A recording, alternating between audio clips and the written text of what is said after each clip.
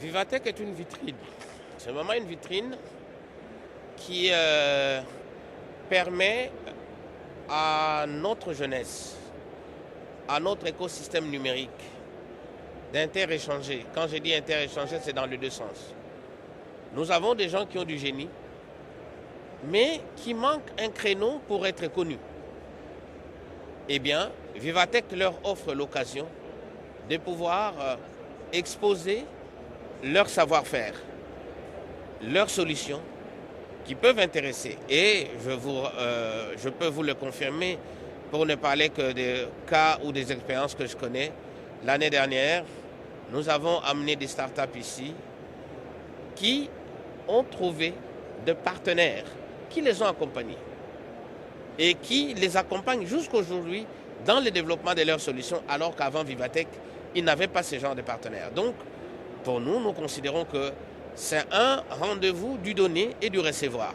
Donc, nous allons donner quoi? Nous allons montrer au monde quelques solutions que nous avons dans certains domaines, en espérant trouver des partenaires qui peuvent financer, mais en même temps, nous avons également dans cette vitrine le rendez-vous du recevoir, parce que grâce à Vivatech, nous avons la possibilité de nous faire un peu une idée, si vous voulez, de l'évolution de la tech, de l'évolution des solutions numériques, n'est-ce pas, qui sont susceptibles de nous aider, nous aussi, dans nos besoins de développement, n'est-ce pas, de cet écosystème. Le regard que j'ai, c'est le regard d'espoir. D'abord, l'espoir, pourquoi? Parce que je commence par constater que nous avons du génie dans notre jeunesse. Mais vraiment, quand je dis du génie, c'est sérieux, parce qu'il y a des solutions que vous avez lorsque vous approchez des startups, vous avez des solutions vraiment originales qui répondent aux besoins des gens.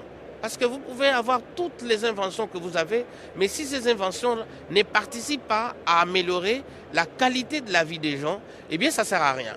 Jusque-là, nous avons beaucoup de solutions qui viennent de l'extérieur, qui sont très intéressantes, mais voir par exemple que pour certaines choses que nous faisons au quotidien chez nous, mais avec beaucoup de difficultés, que nous avons des solutions qui viennent de ces jeunes-là, eh bien moi, c'est de ce côté-là que je me projette et que j'ai de l'espoir pour dire qu'avec un peu d'accompagnement, un peu de soutien, eh bien, nous avons un avenir au niveau de l'écosystème, n'est-ce pas, numérique.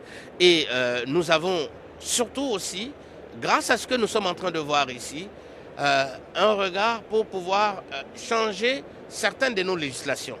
Parce que pour que le numérique puisse se développer, nous devons avoir un environnement juridique qui est,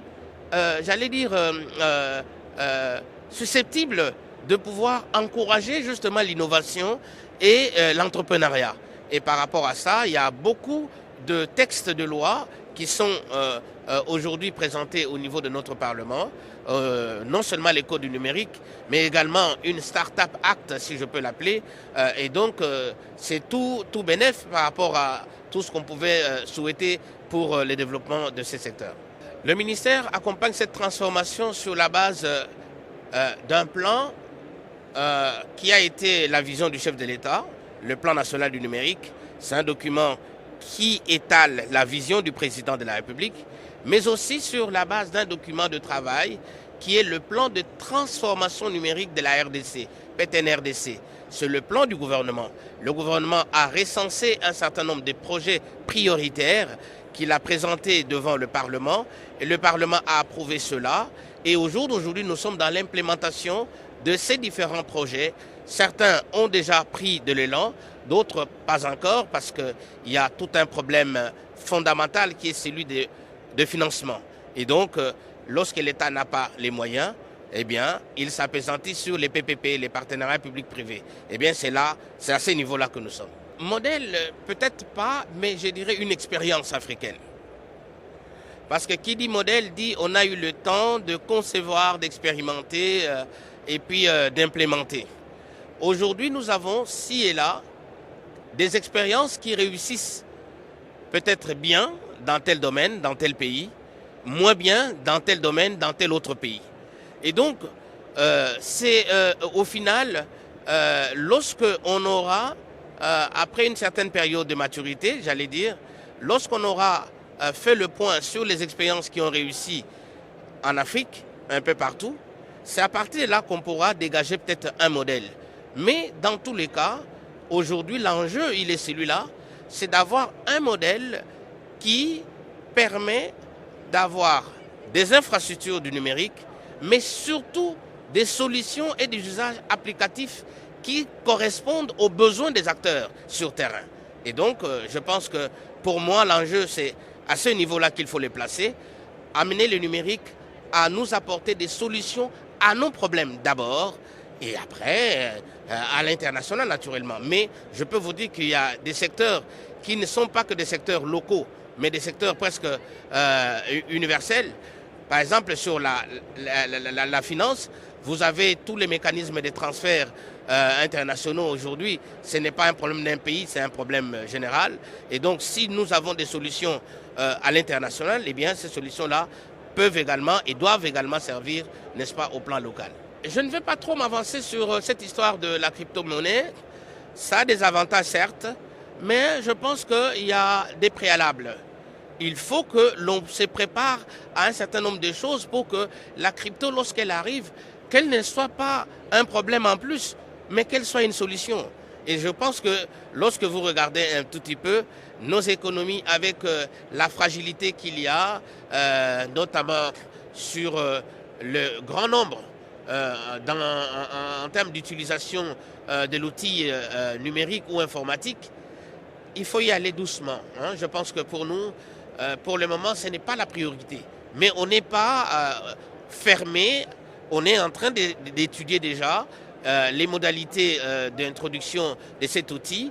Mais je pense que, voilà, il ne faut pas y aller par un effet, j'allais dire, mode. Hein, il faut y aller quand on est prêt. Eh bien, je le ressens et je peux vous dire que la RDC se situe déjà dans cette logique. Vous savez que notre président Félix-Antoine Tshisekedi Tshilombo, qui a été l'avant-dernier, j'allais dire, avant qu'il ne puisse céder la place au président Macky Sall, quand il était président de l'Union africaine, il est champion aujourd'hui de cette, j'allais dire, masculinité positive, mais aussi et surtout champion de l'intégration de la femme, n'est-ce pas, et de la promotion de la place de la femme dans la société. Et ça, c'est quelque chose de très important qui montre déjà l'attachement que lui, en tant que chef d'État, a de pouvoir donner une place à la femme dans la société. Et si on le fait davantage dans les secteurs du numérique, c'est encore bénéfique. Et donc, nous ne pouvons que nous féliciter et encourager également d'autres pays de suivre les pas de la RDC, tel que son chef de l'État a eu à initier, c'est-à-dire donner davantage de la place à la femme dans la construction de la société, et c'est là dans tous les secteurs. Voilà.